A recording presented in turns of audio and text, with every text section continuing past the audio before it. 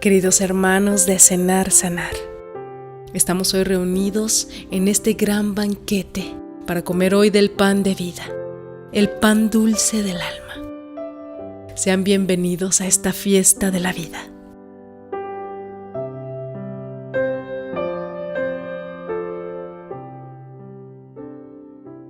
Todos nos hemos preguntado por qué Dios permite que la gente inocente sufra.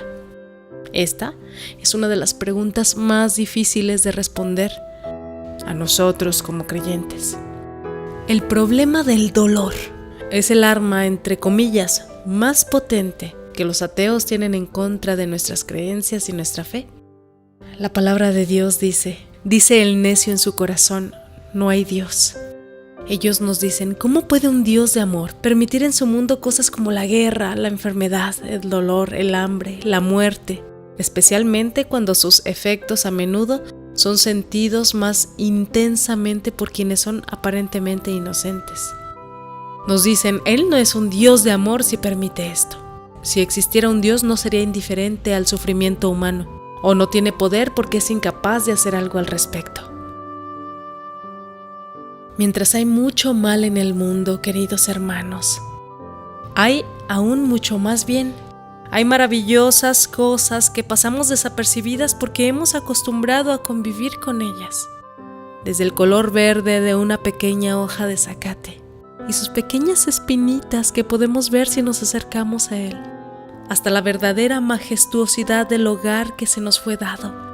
La conciencia, los sentimientos, la misericordia, las cosas que nos pasan, que clasificamos como buenas o malas, y sus aprendizajes.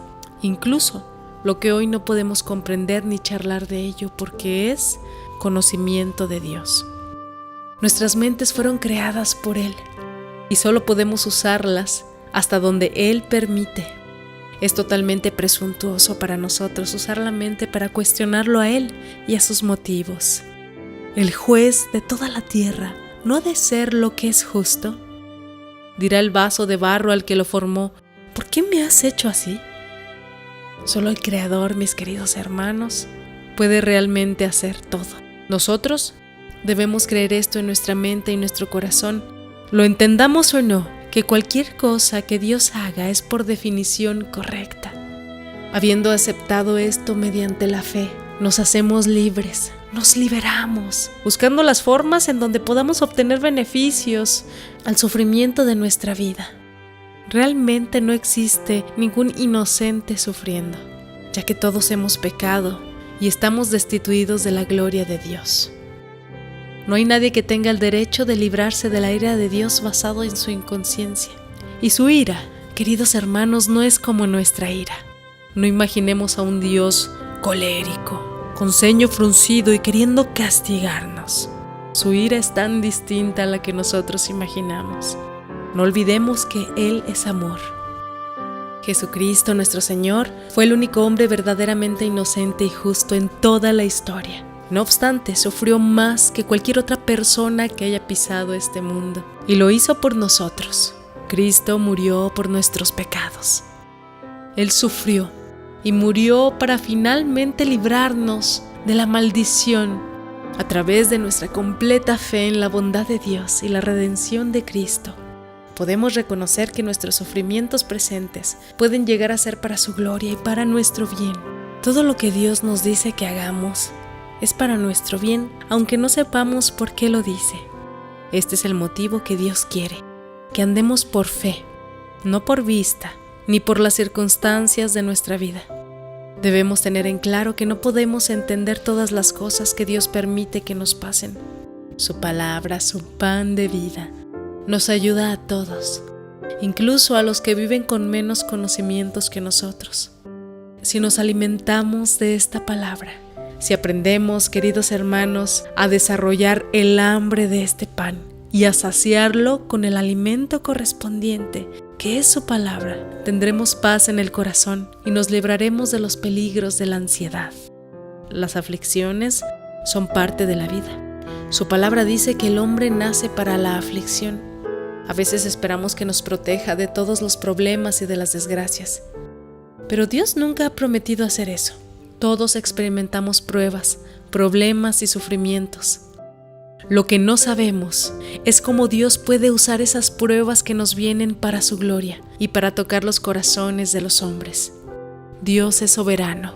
Debemos creer que todo está bien, que nada nos ocurre por casualidad. Todo y cada una de las cosas que suceden en nuestra vida, de los acontecimientos, es ordenado o permitido por Dios. Y todas esas cosas y acontecimientos nos sobrevienen y obran juntas para nuestro bien eterno.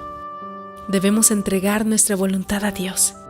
Hay algo dentro de nosotros que decide y controla todo, que es nuestra voluntad. La voluntad que en la palabra de Dios a veces se le llama el corazón. Es la fortaleza de todo nuestro ser. Ni los sentimientos ni nuestros deseos determinan lo que hacemos. Nuestra voluntad es la que lo determina.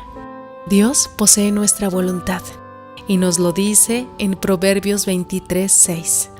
Dame, hijo, tu corazón. Dios no nos diría esto si no fuera porque tenemos libertad de hacerlo o no, aunque la voluntad de Dios para nosotros es perfecta. Dios nunca nos quita el libre albedrío. Si no le rendimos la voluntad, puede ser que pasemos por alto su plan perfecto para nuestra vida, o incluso que tengamos que disciplinarla y pasar por tiempos difíciles. Todo proviene de la mano del Padre. No importa el medio por el cual llegue. Sabemos que Dios no puede ser el autor de tales cosas como la crueldad o el pecado. Pero su palabra nos enseña que nada puede tocar a un hijo de Dios, a menos que Dios lo desee o lo permita.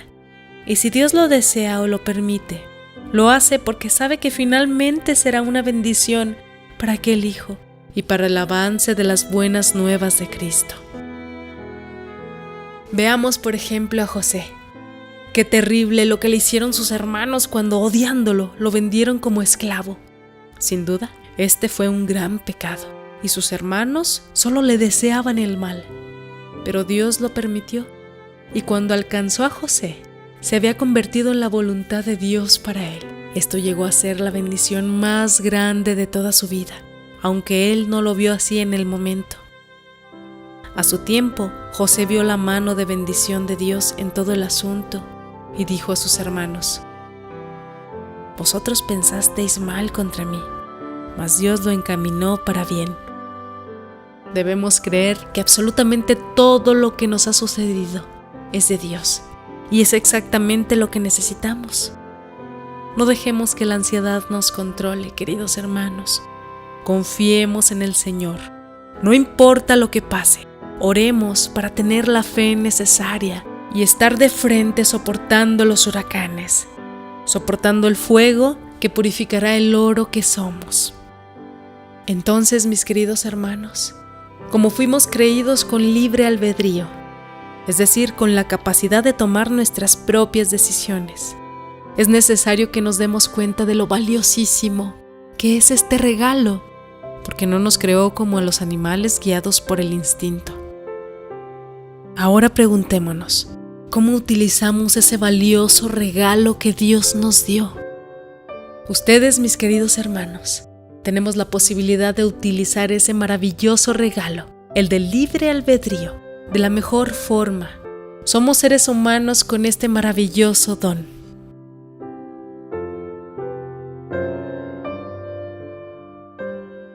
Queridos hermanos, imaginemos una ciudad bulliciosa, sin leyes de tráfico, donde todo el mundo pueda manejar su vehículo en cualquier dirección y en cualquier velocidad.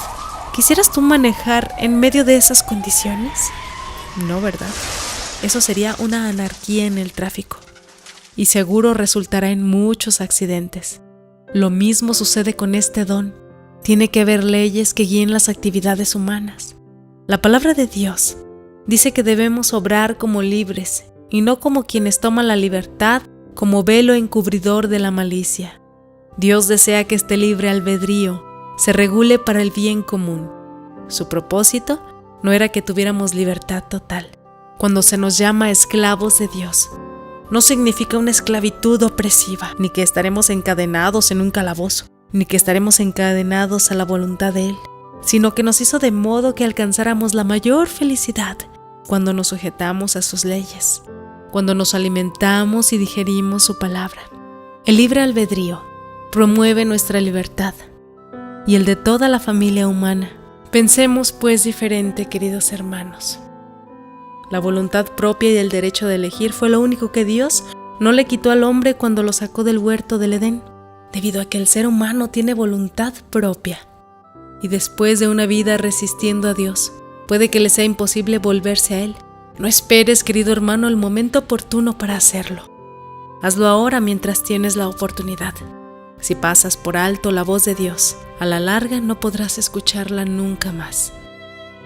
Él nos sigue dando alternativas para nuestra vida de salvación, llamándonos al arrepentimiento. Él es nuestra esperanza.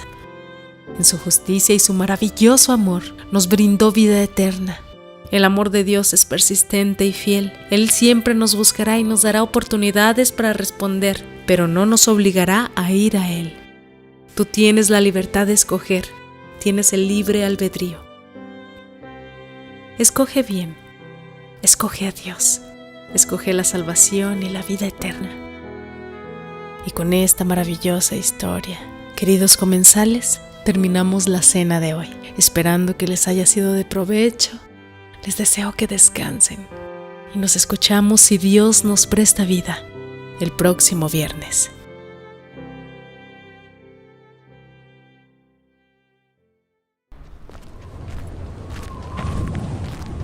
Cierto día iba paseando por una calle cuando de repente vi a un niño hambriento, sucio y tiritando de frío dentro de sus harapos. Me encolericé y dije a Dios: ¿por qué permites estas cosas? ¿Por qué no haces nada para ayudar a este pobre niño? Esperé la respuesta, pero fue en vano.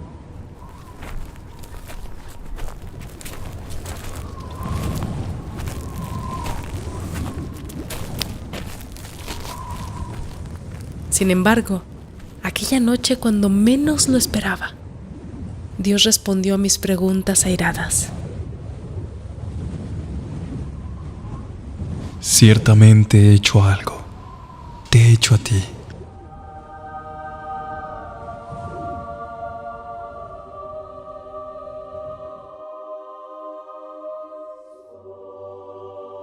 Querido hermano, no busquemos culpabilizar a los demás. Encuentra soluciones en ti mismo.